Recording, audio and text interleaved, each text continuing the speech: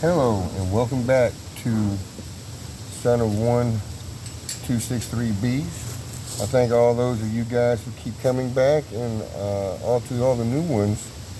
If you like what you see, and give me a thumbs up and subscribe, and we'll see where we go from there. What I'm doing today is I'm coming to back to my swarm. CastleHives is a new swarm. I got her October 21st, and I tried a little thing with her last time. I didn't show on video. Was I took a piece of comb that I was using for swarm bait from a cutout that I have actually miserably failed on, not knowing everything I needed to know about cutouts. Most of my problem was that I had created my own vacuum. The vacuum, it wasn't the vacuum that wasn't the problem, it was the heat, and I wasn't aware of the heat factor.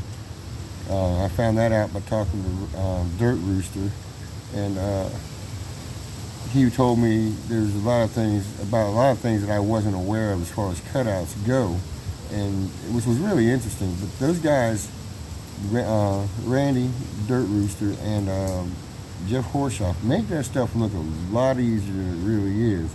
But are some tricks that you need to know that, they don't always go and tell you all the little tricks. And I don't think it's to be malicious or anything. I just think that due to time constraints and the video, that when they cut it down to make the best story they can make, some things do get lost in translation. And it's not really personal or a problem that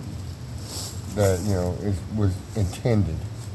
So I say that in caveat because I know some of these guys may be hearing this stuff, and it's the truth.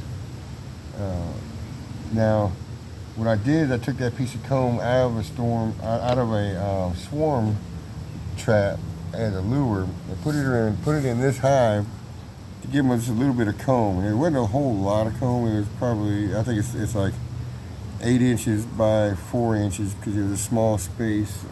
But from that cutout, I got a lot of comb, and I've been using it for swarm bait, in the through all this last year. And this is my only first year too. So I mean, I've done pretty good, I think, at keeping most of the bees that I've got alive. And I'm sorry that I failed on the one, but it happens. Loss is part of this process. Sometimes you gotta learn to accept it. Now I'm getting into Holly here, and Holly, she's been doing pretty good. I mean, considering the fact that October 21st came along, and there she was hanging in a tree. Now these girls here have been doing a pretty good job. This is what they've already laid up or made up, and they're storing nectar and pollen and stuff in here. This is what they have done with just a plain foundation. But for experiment time, I've heard that swarms produce a lot of comb in their first, when they first come in. So I was giving that theory a test by putting in that piece. Now, as you can see here, the bottom piece is the old comb from the cutout, and they're trying to attach it to the bottom, and they've attached it to the bottom rail. And when I checked on them a couple of days ago, just took a peep in. They only had a small piece. It was like 2 inches by 4 inches. It wasn't quite there. Now they have connected it, and Mama Queen has been laying eggs in here in this new comb. They ran down to the old piece. They're storing some nectar down in the old piece, and that's actually pretty impressive to me. These girls, hold on a second here. These girls are tending to Mama's babies, and she is doing a good job at laying. That's why I put it in here, hoping to give them some more right next to the brood frame. Give them some more space so that the queen can lay some more, so we can build these girls up to make it through these next this next part of the season, which is starting to get a little cooler in the evenings now. And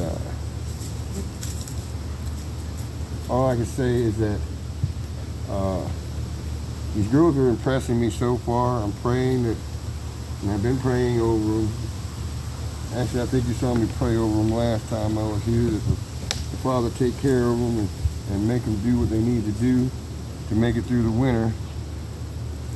First time I've actually had to use a little bit of smoke, and I went to check it before I came out here. One of the girls come at me and got me. So I wanted to calm them down a bit before I actually got a video of it.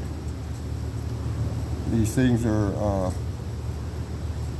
you know, being a first year beekeeper has been pretty interesting. The people I've met,